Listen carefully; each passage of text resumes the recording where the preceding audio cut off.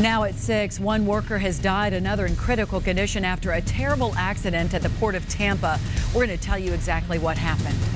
And a young girl with special needs drowns in a pond after wandering away from school. But how did it happen, and where were the adults who were supposed to be in charge?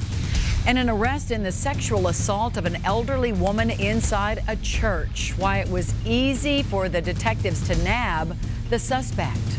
From Fox 13, the most powerful name in local news, this is the Fox 13 6 o'clock news. Good evening, everybody, and welcome. I'm Kelly Ring. And I'm John Wilson. Thank you for being with us tonight.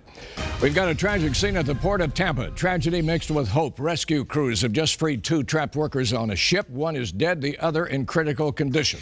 It happened about 2 hours ago, and it's quite a dramatic rescue operation that's been underway since. It happened on a ship docked at the port where some repairs were underway. Fox 13's Stef DiPietrantonio is there live. All right, what happened there, Steph?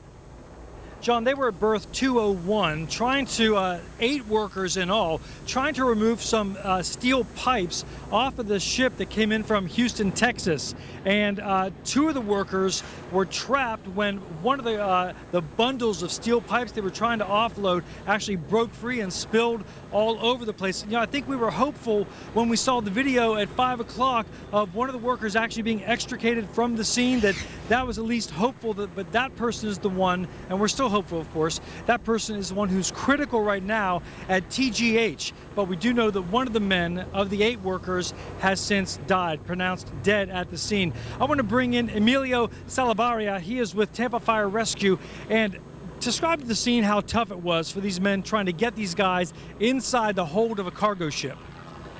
The actual inside the cargo, the pipes they're removing, they're about 4 inches in diameter, about 30 feet long, made out of steel, very heavy, very long, very cumbersome.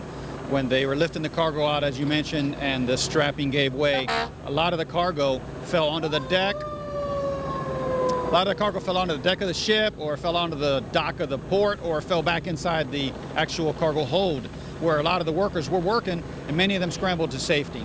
So our workers went down there, and the dangerous portion of it is the uneven platform that they were working on, plus the round piping that they had to step on and to walk on in order to get to those victims, in order to be able to administer care and extricate them from the cargo hold. I know you guys had your special forces there who almost had to use carabiners and ropes to sort of rappel themselves down into the space. How wide of an area are we talking here?